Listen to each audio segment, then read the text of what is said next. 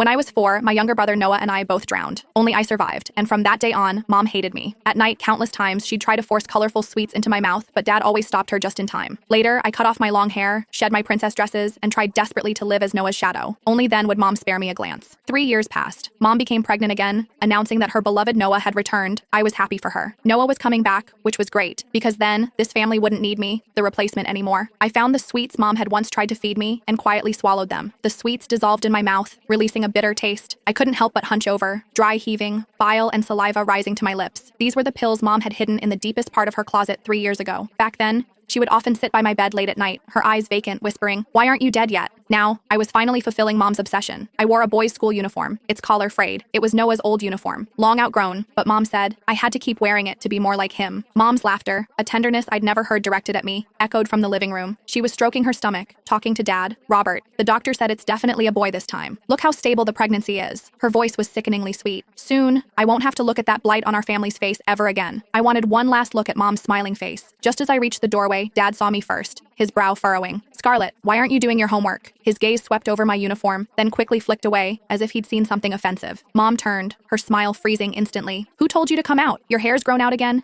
Didn't I tell you to cut it short, just like Noah's buzz cut?" She hurried over, her finger jabbing hard at my head. "Always causing trouble. When Noah is born, if you dare to bother him, I'll break your legs." I flinched back, the red mark on my forehead stinging. The sweets in my stomach seemed to be dissolving, a throbbing pain rising in my abdomen, forcing me to bend over. Dad started to come to my aid, but Mom blocked him. "Don't touch her. She's probably just faking it for sympathy." I bit my lip, saying nothing, slowly retreating to my room. With every step, my stomach felt like it was being twisted by knives. My limbs began to go numb, and even my hands clutching the doorframe trembled uncontrollably. I lay on the bed, my body starting to twitch. The door pushed open. It was Dad, holding a glass of warm water. He placed the glass on my nightstand, hesitating for a long moment before saying, "Scarlett, your mom is pregnant. Her emotions are a bit volatile, so don't take it to heart." I shook my head, but only a weak whimper escaped. Dad's figure began to blur in my vision. Dad sighed, then simply pulled the blanket over me. "Get some good sleep. You'll be fine tomorrow." He closed the door as he left, and silence enveloped the room. I reached under my pillow for the small toy car, Noah's favorite. Most of its paint had chipped off, but I polished it clean every day. Mom said it was Noah's, and I had to keep it safe. Last time, when a classmate tried to take it, I fought desperately, taking a beating to get it back. Gradually, my vision blurred completely. I hugged the toy car tightly and closed my eyes. "Mom, Noah is coming back. You won't have to suffer looking at me, your replacement, anymore. This way, it's truly good." Slowly, I felt the pain fade away. Like a dandelion seed carried by the wind, I floated gently into the air,